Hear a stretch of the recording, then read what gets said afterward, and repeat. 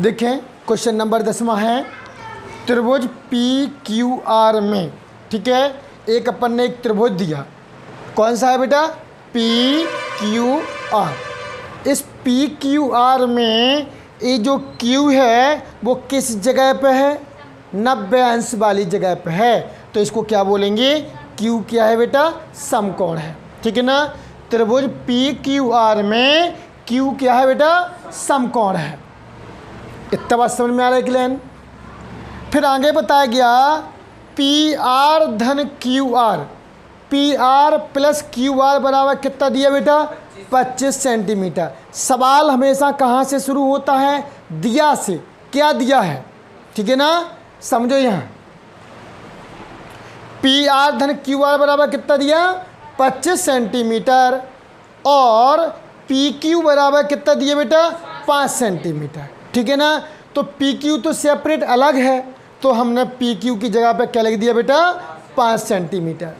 फिर उनने ये बोल के रखा कि पी आर और क्यू आर कितना दिया, 25, यानी जो 25 सेंटीमीटर है वो दो भुजाओं का है, यानी पी आर और क्यू आर अलग अलग, यानी इकट्ठा दे दिया, तो हमें अलग करना पड़ेगा। तो इन दोनों में से किसी एक भुजा को हम क्या मान लेंगे बेटा, एक्स मान लेंगे, क्या मान लेंगे, एक्स मानेंगे। जैसे मैंने दोनों में से किसी एक को एक्स मान लिया तो दूसरी भुजा निकल आएगी। समझ में आ रहा कि नहीं आ रहा। तो आगे देखें, इनके ये मान दिए तो साइन पी, कॉस पी और टेन पी के मान निकालिए या ज्ञात कीजिए, ठीक है ना। थोड़ा सा उनने अपना पैटर्न चेंज किया है, ठीक है। तो आगे देखें, इस त्रिभुज में अपन चलते हैं, तो उनने क्या किया, इस एक भुजा को तो पता चल गया अपना पी क्यू कितना है, 5 सेंटीमीटर है, लेकिन हमें ये भुजा पता नहीं थी कि ये कितनी है और ये कितनी है। तो मैंने क्या मान लिया बेटा, क्यू आर को कितना मान के रखा, एक्स मान लिया, क्या मान लिया, एक्स। एक भुजा क्या मान ली हमने, एक्स मान ली। तो यहाँ बोर्ड पे देखो थोड़ा सा, चूंकि दिया है, ये तो सवाल हो गया, चूंकि दिया है समकोण त्रिभुज पी क्यू आर में कोण क्यू क्या है, 90 डिग्री का है, समकोण है। किताब में से लिख दिया मैंने, सवाल में से लिखा, एवं पी आर धन क्यू आर बराबर कितना दिया, ए बी किस में से लिखा मैंने, सवाल में से, और पी क्यू बराबर कितना है, 5 सेंटीमीटर। कहाँ से लिखा बेटा मैंने, सवाल में से लिखा, कोई दिक्कत, ठीक है।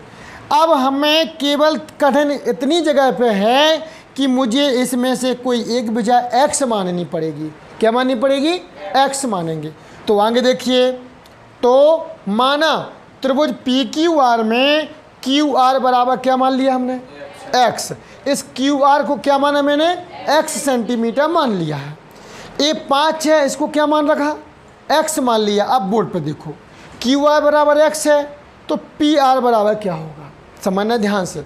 यहाँ पे अपने पास ए है, पी आर धन क्यू आर बराबर इतना है, तो क्यू आर की जगह पे क्या लिख दें बेटा हम, एक्स। तो पी आर बराबर क्या होगा, जो एक्स कहाँ पहुँच जाएगा, इस साइड पहुँच जाएगा, तो क्या हो जाएगा, माइनस का, तो 25 माइनस एक्स सेंटीमीटर आ जाएगा। नहीं समझ में आ रही कि नहीं आ रही। तो आगे देखो क्या लिखा, इसलिए पी आर बराबर क्या हो जाएगा, 25 माइनस एक्स सेंटीमीटर। जी बात किसको समझ में नहीं आई है कि नहीं आई है। फिर से वापस में चलता हूँ, पी क्यू बराबर तो मेरे पास है कितना बेटा, 5 सेंटीमीटर है। मैंने एक त्रिभुज बना के रखा। अब A P Q, A P है, ए क्यू है बेटा, ए आर है, तो पी क्यू कितना है, 5 है, और ये दोनों मिल के रखा, तो क्यू आर क्या मान लिया मैंने, एक्स। तो पी आर क्या होगा, तो पी आर कैसे होगा, इसकी जगह पे एक्स रख दो बेटा, तो एक्स को इस साइड भगाना पड़ेगा, तो क्या हो जाएगा, 25 माइनस एक्स हो जाएगा। तो अब पी आर कितना है बेटा, 25 माइनस एक्स है, ठीक है ना, समझ में आई है। अब चलते हैं अपन आगे, चलते, बस इतना ही सा कठिन है और कुछ सवाल में नहीं है। आगे देखें, तो हमें क्यू आर बराबर एक्स नीचे हो गया और पी आर बराबर 25 माइनस एक्स। तो बेटा मैंने इस पी आर की जगह पे कितना लिख दिया, 25 माइनस एक्स। तीनों भुजाओं की जानकारी हमें हो गई कि नहीं हो गई। लेकिन ये तो 5 फिक्स है, ये 25 माइनस एक्स फिक्स है, लेकिन x की कोई वैल्यू होती है तो हमें क्या निकालना पड़ेगा बेटा, x को निकालना पड़ेगा। कैसे? पाइथागोरस प्रमेय से। क्लियर है? अब क्या कर लिखेंगे अपन, आगे जाएगा अपना त्रिभुज पी क्यू आर में पाइथागोरस प्रमेय से। ठीक है ना। वही कर्ण स्क्वायर बराबर लंब स्क्वायर प्लस आधार स्क्वायर।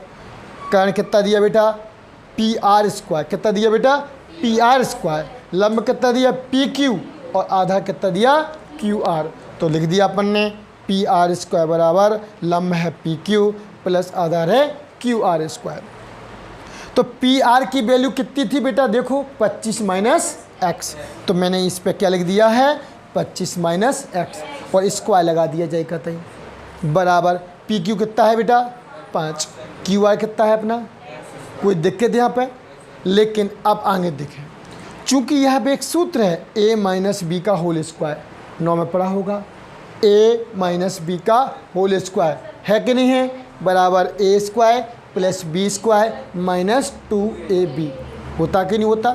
ठीक है, इसलिए इसको सूत्र में ले चलते हैं। तो a स्क्वायर है देखो वहाँ पे, तो a का मतलब क्या है 25, तो 25 स्क्वायर प्लस वहाँ पे क्या लिखा b स्क्वायर, तो बेटा b का मतलब क्या है x, तो देखो x स्क्वायर माइनस 2 गुणे a माने क्या होता है 25 गुणे b माने क्या है बेटा x, 2ab।